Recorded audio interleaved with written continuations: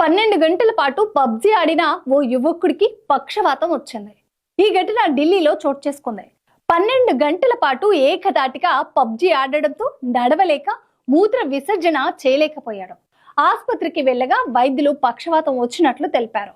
Navigation టెక్నాలజీతో spine కు surgery చేయగా ప్రస్తుతం అతడి ఆరోగ్య పరిస్థితి నిలకడగా ఉందన్నారు.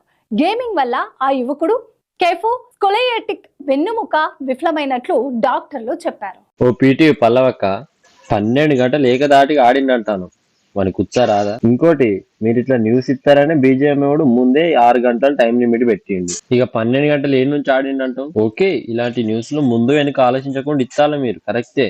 కానీ ఒక ఇచ్చే ముందు ఒక బీజేఎంఐ ప్లేయర్ని అడిగియండి, ఎన్ని గంటలు పెట్టిండు, ఎన్ని గంటలు ఆడిండు, అసలు ఏంది కథ. అలా బీజేఎంఐ బ్యాన్ అయితే బీజేఎంఐ ప్లేయర్స్ ఎంత సఫర్ అవుతారో తెలుసా మీకు? ఏమంటారు ఫ్రెండ్స్, మీరు అగ్రీ చేస్తారా? ఆమెకు కామెంట్ బాక్స్ లో కామెంట్ చేయండి.